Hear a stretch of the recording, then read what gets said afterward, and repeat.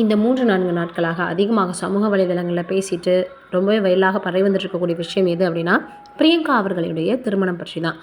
யார்கிட்டையுமே அவ்வளவா சொல்லாமல் ரொம்ப எளிமையாக, சிம்பிளாக, அதோடு மட்டும் இல்லாமல் ரொம்ப குறுகிய நபர்கள் முன்னிலையில் தான் அவங்களுடைய திருமணம் நடந்திருக்கு. ஏற்கனவே அவங்களுடைய முதல் திருமணம் சரியாக அமையல அப்படின்றதுனால வெளியில் சொல்லாமல் இருந்திருக்காங்க. அவங்களை சுற்றி இருக்கக்கூடிய நண்பர்களும் இதான் சொல்லியிருக்காங்க. குறிப்பாக மாக்காப்பா சொல்லியிருக்காரு, அவங்க பழகுறாங்கன்னு தெரியும், ஆனால் திருமணம் பண்ண போகிறாங்க அப்படின்றது எங்களுக்கே ரொம்பவே ஷாக்காக தான் இருந்துச்சு. ஏன்னா திடீர்னு தான் சொன்னாங்க, எங்களுக்கே தெரியாதுன்னு சொல்லியிருந்தார். ஏகப்பட்ட அவருக்கு வேலைகள் இருக்கிறதுனால, பிஸியாக இருக்கிறதுனால அவரால் கலந்துக்க முடியல அப்படின்னு கூட சொல்லியிருந்தார்.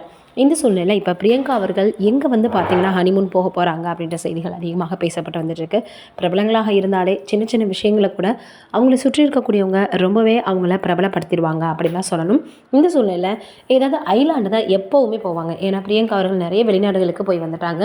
குறிப்பாக பிரபலங்களாக இருக்கிறவங்க தங்களுடைய ரொம்ப பர்சனலான ஒர்க்குக்கெல்லாம் ஐலாண்டு தான் சூஸ் பண்ணுவாங்க அப்படின்றதுனால அவங்க அங்கே போகிறதுக்கான வாய்ப்புகள் அதிகமாக இருக்குது அப்படின்னு சொல்லி வந்துட்டுருக்காங்க.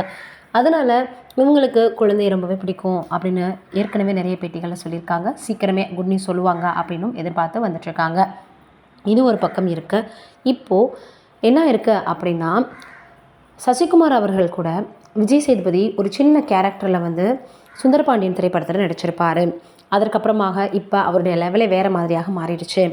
இதனால் அவங்க இப்போ வேறு ஒருத்தரோட கதையில் இருவர் இணைந்து ஒன்றாக நடிக்க போகிறாங்க அப்படின்ற செய்திகள் வெளியாகி இருக்குது. அதனால் எல்லாரும் இப்போ அந்த படத்தினுடைய எதிர்பார்ப்பு அதிகமாக இருக்குது எல்லோருக்குமே அப்படின்னு தான் சொல்லணும். என்ன படமாக இருக்கும் அப்படின்னு ரொம்பவே ஆவலோட காத்துட்ருக்காங்க ரசிகர்கள். ஏற்கனவே நிறைய திரைப்படங்களில் வெற்றியடைந்து கொடி, அதற்கப்புறமாக இன்னும் நிறைய திரைப்படங்களை இயக்குனர் தான் இப்போ அந்த படத்தை இயக்க போகிறாராம். இந்த சூழ்நிலையில் எல்லாருமே அவங்களுடைய காம்போல உருவாகக்கூடிய அந்த படத்திற்காக வெயிட் பண்ணி காத்துட்ருக்காங்க. இருவரினுடைய நடிப்பும் எப்படி இருக்க போகுது, கதை அம்சம் எப்படி இருக்க போகுது அப்படின்றத வெயிட் பண்ணி பார்க்கலாம். நீங்கள் என்ன நினைக்கிறீங்க இதை பற்றி அப்படின்றத மறக்காமல் கீழே இருக்கக்கூடிய கமெண்ட்டில் சொல்லுங்கள்.